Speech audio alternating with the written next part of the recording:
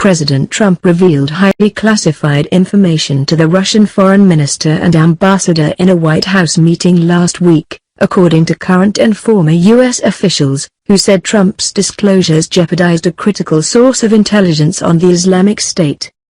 The information the president relayed had been provided by a U.S. partner through an intelligence-sharing arrangement considered so sensitive that details have been withheld from allies and tightly restricted even within the U.S. government, officials said. The partner had not given the United States permission to share the material with Russia, and officials said Trump's decision to do so endangers cooperation from an ally that has access to the inner workings of the Islamic State. After Trump's meeting, senior White House officials took steps to contain the damage, placing calls to the CIA and the National Security Agency. "This is code word information," said a U.S. official familiar with the matter, using terminology that refers to one of the highest classification levels used by American spy agencies. Trump revealed more information to the Russian ambassador than we have shared with our own allies. The revelation comes as the president faces rising legal and political pressure on multiple Russia-related fronts. Last week, he fired FBI Director James B. Comey in the midst of a bureau investigation into possible links between the Trump campaign and Moscow. Trump's subsequent admission that his decision was driven by this Russia thing was seen by critics as attempted obstruction of justice. One day after dismissing Comey, Trump welcomed Russian Foreign Minister Sergei Lavrov and Ambassador Sergei Kislyak, a key figure in earlier Russia controversies, into the Oval Office. It was during that meeting, officials said, that Trump went off script and began describing details of an Islamic State terrorist threat related to the use of laptop computers on aircraft. For almost anyone in government, discussing such matters with an adversary would be illegal. As president, Trump has broad authority to declassify government secrets, making it unlikely that his disclosures broke the law. White House officials involved in the meeting said Trump discussed only shared concerns about terrorism. The president and the foreign minister reviewed common threats from terrorist organizations to include threats to aviation, said H.R. McMaster, the national security advisor, who participated in the meeting. At no time were any intelligence sources or methods discussed, and no military operations were disclosed that were not already known publicly. McMaster reiterated his statement in a subsequent appearance at the White House on Monday and described the Washington Post story as false, but did not take any questions. In their statements, White House officials emphasized that Trump had not discussed specific intelligence sources and methods, rather than addressing whether he had disclosed information drawn from sensitive sources. The CIA declined to comment, and the NSA did not respond to requests for comment. But officials expressed concern about Trump's handling of sensitive information as well as his grasp of the potential consequences. Exposure of an intelligence stream that has provided critical insight into the Islamic State, they said, could hinder the United States and its allies' ability to detect future threats. "It is all kind of shocking," said a former senior U.S. official who is close to current administration officials. "Trump seems to be very reckless and doesn't grasp the gravity of the things he's dealing with, especially when it comes to intelligence and national security. And it's all clouded because of this problem he has with Russia." In his meeting with Lavrov, Trump seemed to be boasting about his inside knowledge of the looming threat. "I get great intel. I have people brief me on great intel every day," the president said, according to an official with knowledge of the exchange. Trump went on to discuss aspects of the threat that the United States learned only through the espionage capabilities of a key partner. He did not reveal the specific intelligence gathering method, but he described how the Islamic State was pursuing elements of a specific plot and how much harm such an attack could cause under varying circumstances. Most alarmingly, officials said, Trump revealed the city in the Islamic State's territory where the U.S. intelligence partner detected the threat. The Post is withholding most plot details, including the name of the city, at the urging of officials who warned that revealing them would jeopardize important intelligence capabilities. Everyone knows this stream is very sensitive, and the idea of sharing it at this level of granularity with the Russians is troubling, said a former senior U.S. counterterrorism official who also worked closely with members of the Trump National Security Team. He and others spoke on the condition of anonymity, citing the sensitivity of the subject. The identification of the location was seen as particularly problematic, officials said, because Russia could use that detail to help identify the U.S. ally or intelligence capability involved.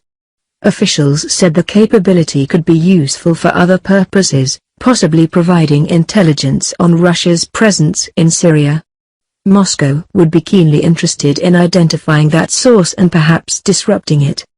Russia and the United States both regard the Islamic State as an enemy and share limited information about terrorist threats.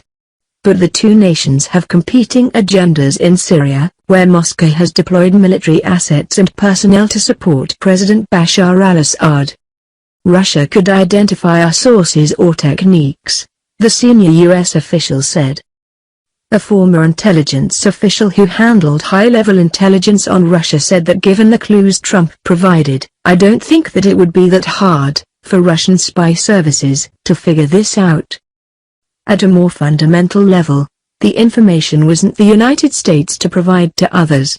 Under the rules of espionage, governments, and even individual agencies, are given significant control over whether and how the information they gather is disseminated, even after it has been shared.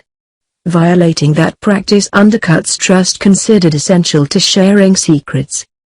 The officials declined to identify the ally but said it has previously voiced frustration with Washington's inability to safeguard sensitive information related to Iraq and Syria.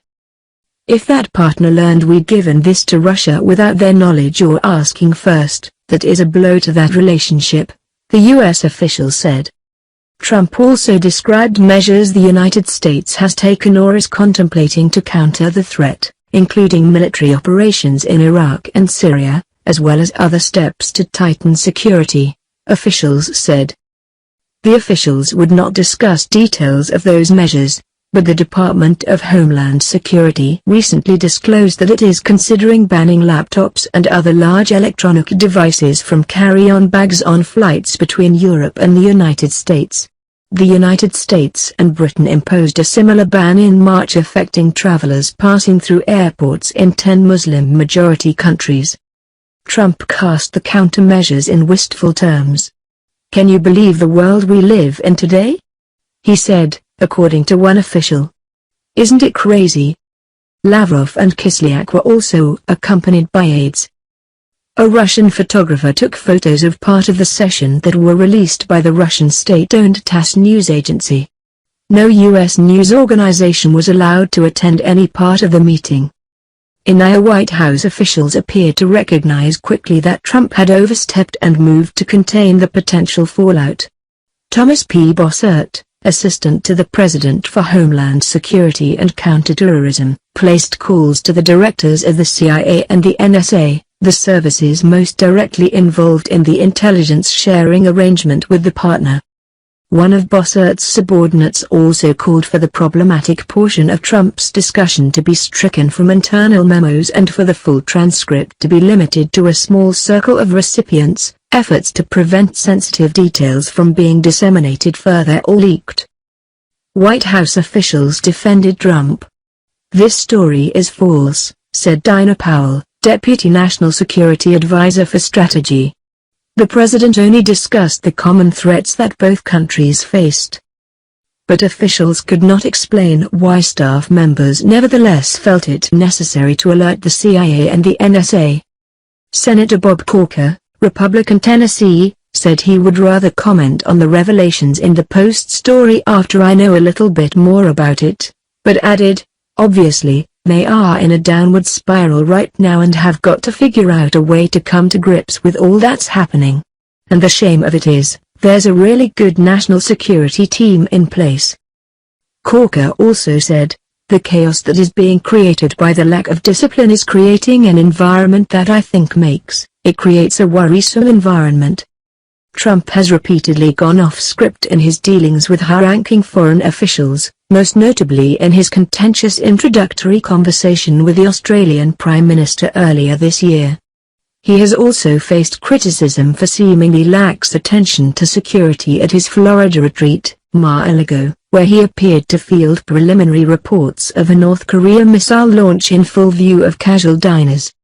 U.S. officials said that the National Security Council continues to prepare multi-page briefings for Trump to guide him through conversations with foreign leaders, but that he has insisted that the guidance be distilled to a single page of bullet points, and often ignores those.